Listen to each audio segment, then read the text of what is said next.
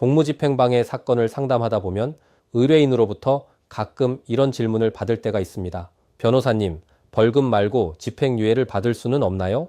의뢰인의 입장에서 생각해보면 왜 이런 질문을 하는지 이해는 됩니다.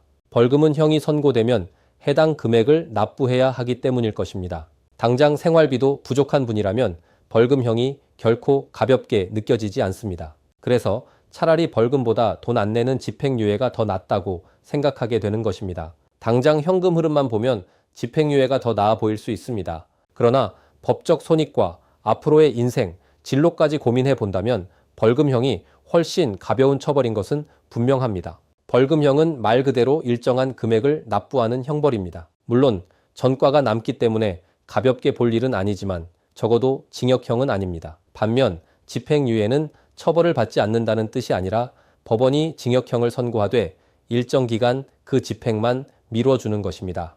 예를 들어 징역 6개월에 집행유예 2년이라는 판결은 감옥에 바로 가지 않을 뿐 징역형 선고 자체는 받은 것입니다. 공무원, 공기업 재직자, 공무원 시험 준비생, 전문직 자격을 가진 분들은 이 차이로 인해 인생이 바뀌기도 합니다.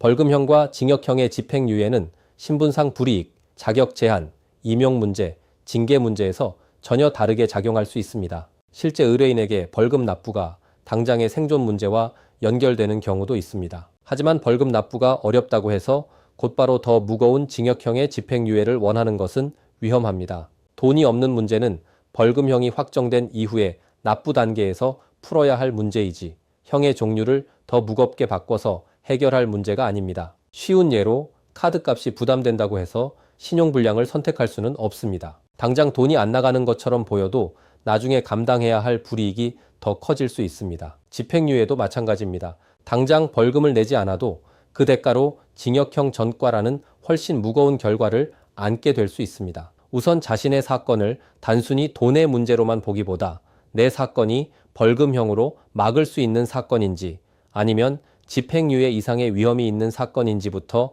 정확히 파악해야 합니다. 당시 공무집행이 적법했는지, 실제 폭행이나 협박으로 볼 수 있는 행위가 있었는지, 피해 공무원과의 합의 가능성은 있는지, 음주와 우발성은 어떻게 설명할 수 있는지, 반성문과 양형 자료는 어떻게 준비할 것인지가 중요합니다. 공무집행방해 사건으로 조사를 앞두고 있거나 구공판 통지를 받고 벌금과 집행유예 사이에서 판단이 서지 않는다면 당장의 돈 문제만 보고 무거운 형사처벌을 가볍게 생각해서는 안 됩니다. 신속한 법률 조력을 통해 사건의 사실관계와 본인의 신분상 불이익까지 법적으로 면밀히 고려한 이후 효과적인 대응 방법을 찾아내는 것이 좋겠습니다. 감사합니다.